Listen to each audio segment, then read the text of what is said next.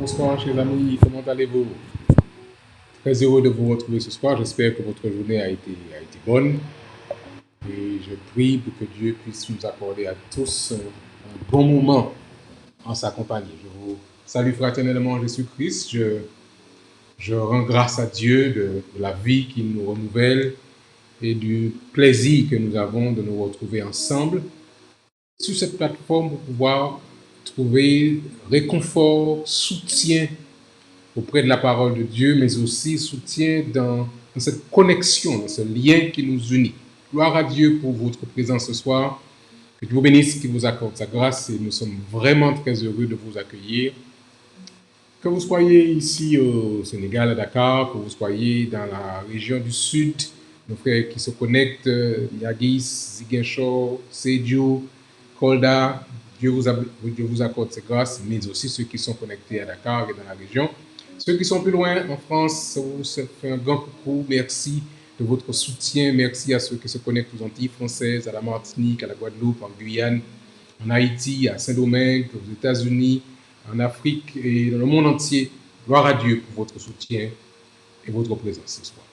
Nous voulons prier pour que Dieu puisse nous guider. Nous arrivons tout doucement vers la fin de la semaine. Nous sommes déjà jeudi et nous croyons que nous avons des raisons de louer Dieu pour ce qu'il fait, pour vous, pour nous, pour chacun d'entre nous. Prions ensemble, voulez-vous? Notre Père et notre Dieu, merci, merci, merci pour ton amour, pour ta grâce. Chaque jour, tu nous bénis, chaque jour, tu nous soutiens, chaque jour, tu partages avec ceux qui veulent bien se mettre à ta disposition les bénédictions que tu as en réserve pour ton peuple.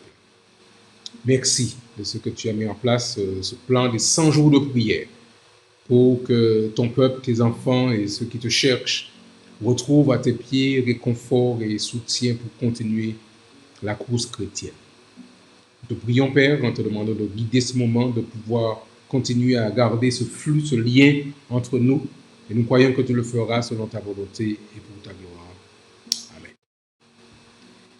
Voilà, chers amis, nous sommes vraiment encore très heureux de nous retrouver avec vous ce soir et nous savons que Dieu a un plan pour chacun d'entre nous et qu'il continuera à vous bénir, à nous accorder à tous, à vous et à moi, un moment agréable en sa compagnie. Nous sommes ce soir notre 70e jour. Waouh! Comme le temps passe vite. Nous avons commencé le 27 mars, une initiative de la Conférence générale des Églises adventistes du 7e jour pour pouvoir rassembler ceux et celles qui veulent chercher la force de Dieu pour recevoir sa puissance. À l'origine, vous le savez bien, c'était un plan qui avait été lancé pour préparer l'assemblée de la Conférence générale. Avec le Covid-19, tout a été chamboulé. L'assemblée aura lieu l'année prochaine, Dieu voulant. Mais ce temps a été maintenu pour que nous puissions continuer à chercher la puissance de Dieu par rapport au Covid-19, mais aussi par rapport à notre besoin, par rapport à notre lecture prophétique et le fait que nous savons que nous sommes dans la fin des temps et que nous sommes aussi dans le temps où Dieu promet de déverser sa puissance sur son Église, sur son peuple, sur ses enfants, puissance avec laquelle nous allons pouvoir prêcher l'Évangile avec puissance, avec force et finalement achever l'œuvre et voir Jésus-Christ revenir. C'est ce qui nous rassemble et nous sommes vraiment, je dis vraiment très heureux de ce temps que nous avons ensemble, de votre disposition, de ceux et celles qui se connectent à droite et à gauche dans le monde entier. Et par ce lien fort que je ressens entre vous et moi, ici depuis la mission du Sénégal et depuis ce territoire, avec tous ceux qui sont connectés dans le monde entier. Merci à Dieu de ce qui nous donne ce moment.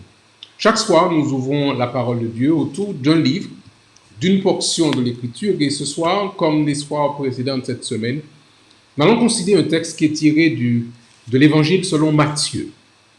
Dans ce chapitre 5 du livre de Matthieu, je voudrais vous inviter à considérer avec moi, mes chers amis, les versets 17 et verset 18.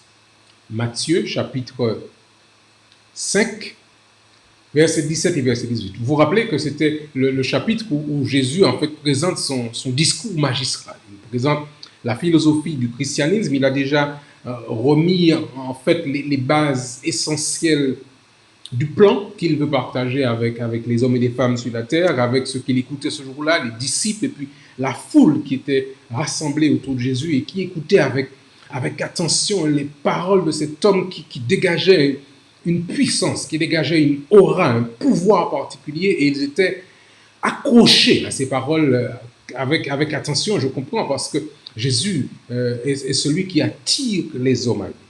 Alors, après avoir rappelé tous les éléments sur la lumière du monde, sur le sel de la terre, en disant que nous sommes bénis quand nous sommes des hommes et des femmes qui recherchons la justice, Jésus va maintenant clarifier certains éléments. Vous savez, il y a aujourd'hui, comme beaucoup le savent, de fausses informations qui circulent sur Dieu, sur la Bible, sur Jésus-Christ. Mais ce n'est pas nouveau. Il y avait à l'époque de Jésus aussi ces mêmes fausses informations qui circulaient. On les appelle aujourd'hui communément les fake news, en utilisant l'expression anglaise, les fausses informations qui sont transmises. Nous comprenons bien qu'il y a un adversaire qui va s'évertuer à faire circuler de fausses informations sur qui est Dieu lui-même. Et voici que Jésus va clarifier l'une de ces fake news, l'une de ces fausses informations qui circulait concernant son plan, sa philosophie, sa stratégie et son action. Vous avez trouvé Matthieu chapitre 5, versets 17 et verset 18. Je lis pour vous. Ne croyez pas, dit-il, que je sois venu pour abolir la loi ou pour les prophètes. Je suis venu non pour abolir, mais pour accomplir. Car, il continue encore, je vous le dis en vérité, tant que le ciel et la terre ne passeront point, il ne disparaîtra pas de la loi un seul iota ou un seul trait de lettre jusqu'à ce que tout soit arrivé. Alors voici une parole importante de Jésus. Il commence en rappelant une situation particulière. Il dit ne croyez pas. Et s'il dit ne croyez pas, c'est par rapport à ce qui se disait. Certaines personnes, en analysant le rôle ou la mission du Christ tel qu'il avait, vous savez, parfois on se fait nous-mêmes nos propres idées, nos propres schémas de pensée. Certaines personnes pensaient que le Christ allait venir, et les disciples étaient de ceux-là, allait venir pour pouvoir chasser l'oppression romaine, chasser Hérode et puis établir le nouveau royaume de David. Et il pensait que justement la loi, avec tout ce qu'il y avait derrière, allait être mis de côté. Tout ce qu'il y avait comme élément déjà transmis. Et le Christ fait ici allusion à ce qu'on appelle maintenant la Torah. Il dit, ne croyez pas. Si cela vous avait déjà été dit, si vous pensiez que c'était ça l'objet de ma mission, de mon plan, il dit, détrompez-vous. Ne croyez pas que je sois venu pour abolir, pour annuler, pour détruire, pour remettre en cause. Certaines personnes voudraient tellement que le Christ annule la loi et qu'on vive dans un système d'anarchie. En fait, le mot loi, le mot loi, pardon, en grec, c'est nomos, qui parle de la norme. Et certaines personnes voudraient que nous vivions sans normes, sans règles. Il est interdit d'interdire, on fait ce que l'on veut, on vit sans règles, sans loi. Le Christ dit, pas du tout. Ne croyez pas que je sois venu pour abolir la loi. L'enseignement qui avait été transmis par les prophètes, l'Ancien Testament, comme certaines personnes voudraient dire, oui, l'Ancien Testament est aboli. Le Christ dit, non, ce n'est pas vraiment ce que je dis. Je ne suis pas venu pour abolir la loi, ni l'enseignement des prophètes. Je suis venu, et il précise, non pas pour accomplir, mais pour, non pas pour abolir, pardon, mais pour accomplir, pour valider ce qui avait été présenté auparavant. Car, et là encore, notez bien la manière dont le Christ parle. Il dit, car je vous le dis en vérité. Cette expression, généralement, c'était pour pouvoir attester une parole forte. Et parfois, il disait, en vérité, je vous le dis. Et cette forme de phrase doit attirer l'attention des auditeurs intelligents pour dire, il ici veut réaffirmer une vérité. Il dit, car je vous le dis en vérité. Cette parole que je prononce là, maintenant, c'est la vérité. Et quelle est la vérité? Je suis venu, non pour abolir, mais pour accomplir, tant que le ciel et la terre ne passeront, ne disparaîtront, il ne disparaîtra de la loi un seul iota ou un seul trait de lettre jusqu'à ce que tout soit arrivé. Alors, le Christ prend la terre à témoin, prend le ciel à témoin. Il dit, tant que le ciel et la terre ne passeront point, il ne disparaîtra de la loi un seul iota, un seul point sur le i, c'est ça le iota. Un seul trait de lettre, la barre du T. Tant que le Christ dit que la terre existera, la loi de Dieu sera toujours en vigueur, toujours en valeur. L'enseignement de l'Ancien Testament, avec l'enseignement des prophètes en particulier, sera toujours valable aujourd'hui. Vouloir se séparer d'un pan de l'information, un pan de l'enseignement du Christ n'est pas son plan, n'est pas son projet, mais il nous le rappelle, à vous et à moi. Vous savez, chers amis, nous sommes arrivés dans ce temps où nous avons besoin de découvrir quel est le plan de Dieu. Et pour recevoir la pluie de l'arrière-saison, pour recevoir la puissance du Saint-Esprit, il nous faut adhérer à l'enseignement de Jésus-Christ. Et cet enseignement est un enseignement fondamental. La loi de Dieu, les règlements du royaume. Tout royaume doit avoir une loi. Or, Dieu veut établir son royaume et dit, voici, ma loi existe. Les règlements, les normes de mon royaume sont encore valables aujourd'hui. Et nous voulons ce soir, avec vous, revoir les éléments du royaume de Dieu afin que nous puissions comprendre comment nous allons fonctionner dans le royaume de Dieu. Ellen White déclare dans son livre « Heureux ceux qui » à la page 46 cette citation vis-à-vis de cette loi que Dieu propose à ses humains. La divine beauté du caractère de Jésus reflète celui du Père et l'éclat de sa gloire. Donc il y a un mimétisme, une ressemblance entre Dieu et son Père. Les hommes les plus réputés par leur douceur, par leur bonté ou leur grandeur d'âme ne peuvent donner qu'une faible image de ce que représente Dieu lui-même. Rempli d'abnégation pendant son pèlerinage d'amour sur la terre, il a été une illustration vivante du caractère de la loi de Dieu. Jésus, a manifesté dans sa vie l'amour et les principes divins qui sont à la base de la loi, de la justice éternelle. Dieu a un royaume avec un règlement qui sera éternel, avec un mode de fonctionnement éternel. Et le Christ, ce soir, vient effacer les fake news, vient effacer les faux enseignements et vous rappeler, à vous et à moi, que nous pouvons entrer dans son royaume en respectant son plan. Ne croyez pas tout ce qu'on vous dit. C'est Jésus-Christ qui parle. Mais sachez ce que moi je dis. Jésus, en vérité, je vous le dis, tant que le ciel et la terre ne passeront, il ne passera de ma loi ni un iota, ni un seul trait de lettre. Mes chers amis, la loi de Dieu, c'est une loi d'amour. C'est cette loi, il dit, elle se résume de cette manière, vous savez bien. Tu aimeras le Seigneur ton Dieu de tout ton cœur, de toute ton âme et de toute ta pensée. Et puis, l'autre partie qui résume les 6 autres commandements. Tu aimeras ton prochain comme toi-même.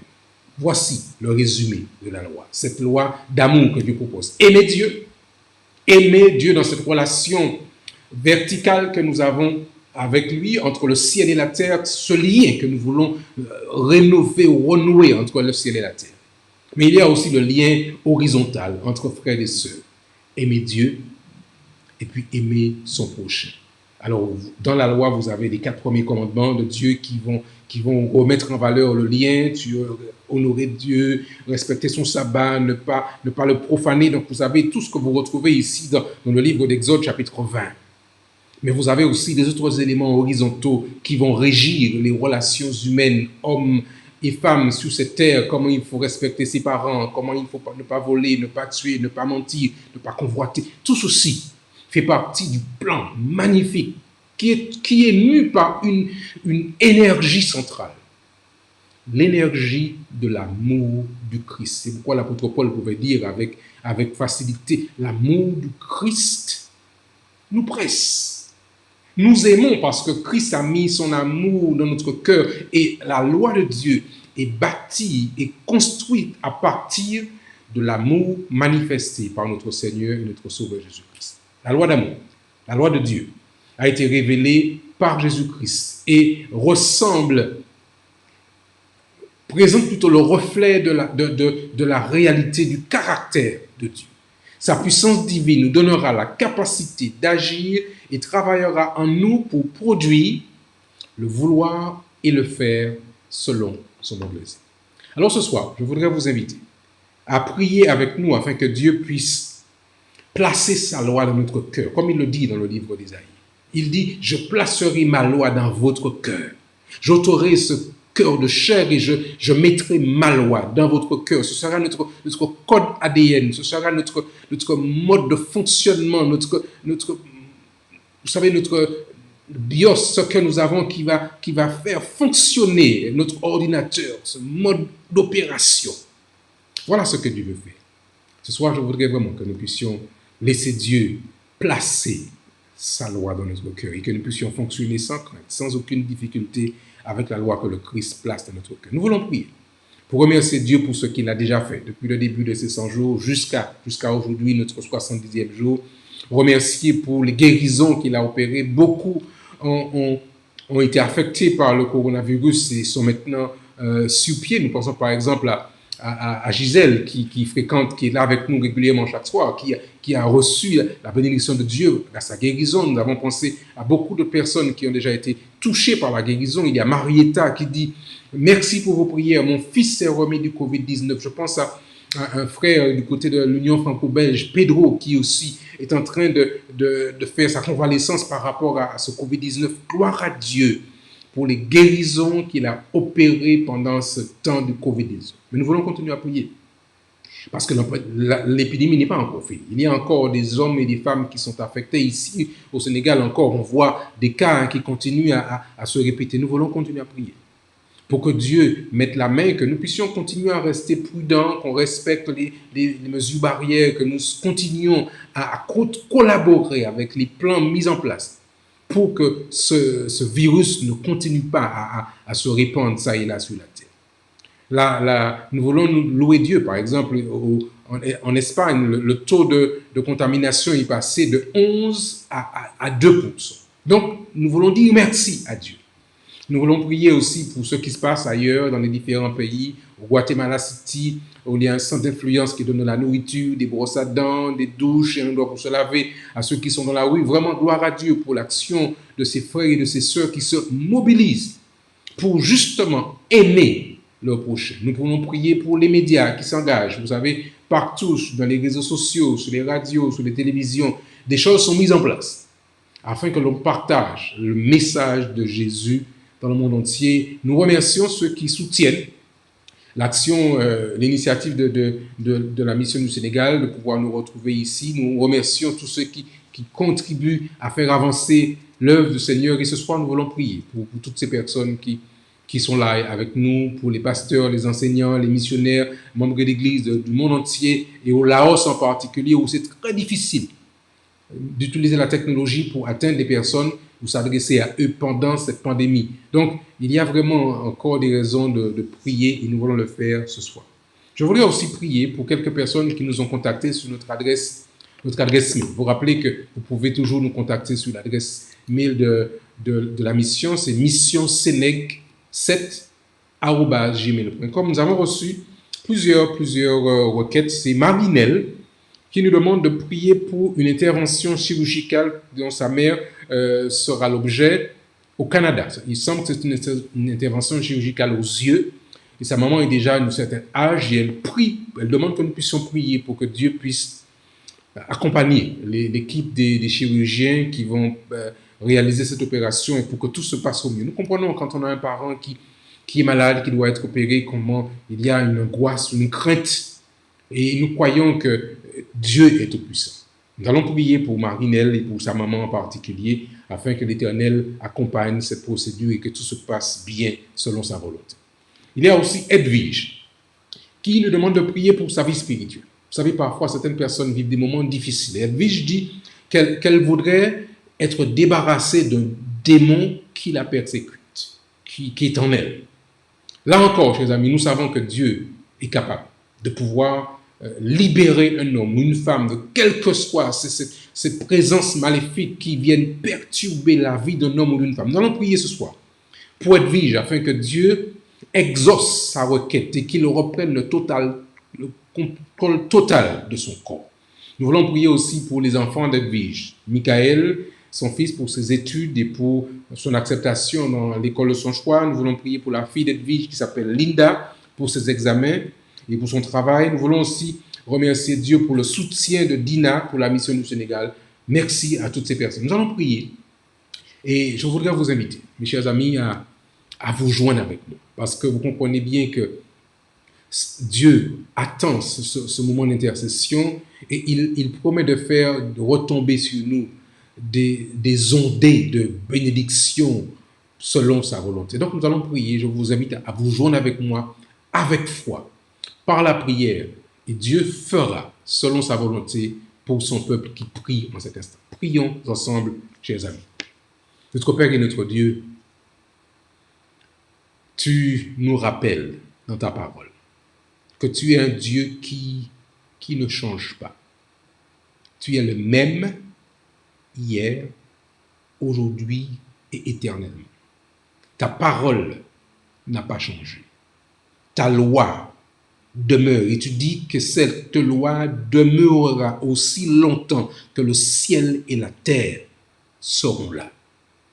Alors Seigneur, nous voulons te prier afin que tu nous donnes un cœur nouveau. Nous t'invitons Seigneur à placer ta loi en fait dans notre cœur afin que nous puissions, selon ta volonté, vraiment compter sur toi et que cette loi nous anime et qu'elle puisse transformer nos vies dans une vie mue par l'amour du Christ. Seigneur, merci pour les actions qui se font ça et là dans le monde entier. L'action qui est faite à Guatemala City avec ce centre d'influence qui accueille des personnes sans abri dans les rues, qui donne de quoi se nourrir, qui les habille, qui leur donne de quoi se laver les dents. Seigneur, merci pour les actions qui sont menées. Pour les difficultés qu'il y a au Laos, nous voulons te confier ce territoire afin que par tous les moyens possibles, l'évangile soit prêché. Les actions qui sont menées sur les réseaux sociaux, sur les médias, les télévisions, les radios, Seigneur, ouvre les portes et les fenêtres afin que le plus grand nombre de personnes entendent parler de Jésus pendant qu'il est encore temps. Mais ce soir, nous voulons intercéder de manière spéciale pour ta fille, Marinelle. Elle présente sa mère, sa maman, qui sera opérée très récemment, très prochainement au Canada. Seigneur, nous savons que tu es un Dieu puissant. Il n'y a rien qui soit au-delà de tes forces. Nous voulons te présenter cette situation afin que tu sois là pour accompagner cette équipe médicale qui fera cette opération, afin que tout se passe au mieux. Et que les nouvelles après soient bonnes et que cette famille se réjouisse de la réponse que tu accordes à la prière qu'elles te font avec foi, reconnaissant que tu es le seul Dieu tout-puissant et qu'il n'y en a pas d'autre. Nous voulons, Seigneur, aussi te prier de manière spéciale pour Edwige.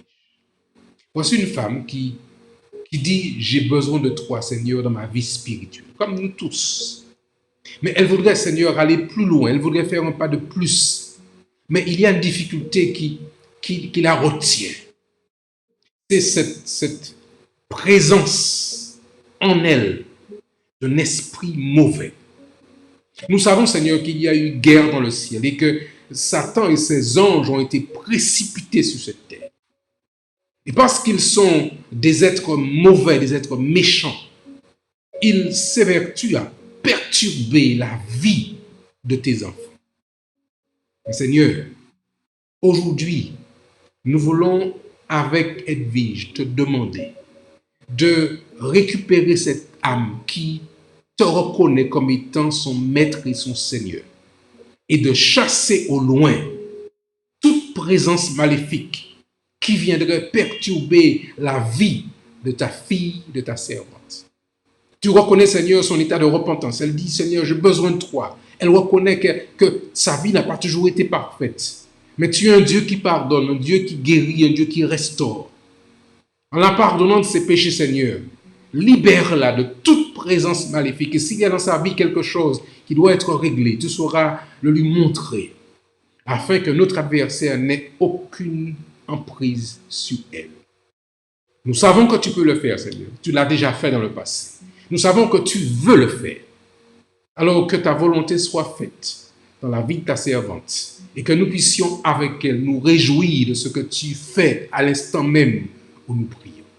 Nous voulons aussi te recommander ces deux enfants. Je te les présente. Michael, qui doit pouvoir choisir une école, il y a sans doute envoyé des demandes que tu puisses là encore, Seigneur, guider pour que ces choix aboutissent et que les choses se passent au mieux. Elle te présente aussi Linda qui doit pouvoir passer les examens. Seigneur, là encore, accompagne. C'est la période des examens dans certains territoires. Accompagne tes enfants. Mais donne-leur de pouvoir apprendre à compter sur toi. Merci Père pour tous ceux qui supportent cette mission, tous ceux qui nous aident à avancer malgré les défis. Merci pour Dina, merci pour tous les autres qui sont là, pour Charles, pour Carole, pour Alain et pour tous les autres qui soutiennent l'action qui se passe ici. Que tu bénisses, Seigneur, chaque membre de cette mission ici. Nous te recommandons, Seigneur, particulièrement Kentinou et Bélantine, que tu les bénisses, Seigneur, face à ces difficultés qu'ils rencontrent, que tu sois celui qui intervienne, afin que nous puissions vivre avec eux la victoire en Jésus. Seigneur, merci, parce que nous savons que tu as déjà entendu. Nous pouvons déjà nous réjouir parce que tu es un Dieu qui n'est pas lent à répondre. Tu es un Dieu qui est généreux, un Dieu qui est bon. Merci pour ton amour. Bénis ton peuple et tous ceux qui prient avec nous en ce moment, Seigneur, et qui font monter vers toi leurs requêtes, leurs interrogations, leurs soucis, quels qu'ils soient. Reçois leurs prières et place sur leur cœur l'assurance que tu les bénis, que tu prends soin d'eux, que tu veilles sur eux et qu'ils n'ont pas à promener des regards inquiets. Que ta paix, que ta grâce et que ton amour remplissent chacun d'entre nous, ceux qui sont en train de prier maintenant, ceux qui vont se connecter tout à l'heure sur YouTube. Bénis ton peuple sur la surface de la terre et que nous puissions relever la tête avec l'assurance que tu marches avec nous et que tu veilles sur nous. Je t'ai prié, Seigneur, humblement, au nom de ton Fils Jésus et pour ta gloire. Amen. Amen. Chers amis, nous voulons vous dire merci d'avoir été là. Nous remercions Dieu d'avoir entendu notre prière et d'avoir exaucé parce que notre Dieu est tout-puissant. Je vous invite à faire des plans. Nous serons là demain soir, selon la volonté du Seigneur. Ce sera le 71e jour. Aujourd'hui, nous finissons la 70e session. Que Dieu vous accorde sa grâce, qu'il vous accorde sa paix. Une bonne nuit à tous. Bon courage en Jésus. Et n'oublions pas une chose. Vous avez un Dieu qui vous aime et qui veut prendre soin de chacun d'entre nous. Bonsoir à tous et nous vous donnons rendez-vous à demain soir selon sa volonté. Que Dieu vous garde et qu'il vous bénisse. À demain soir, Dieu vous là.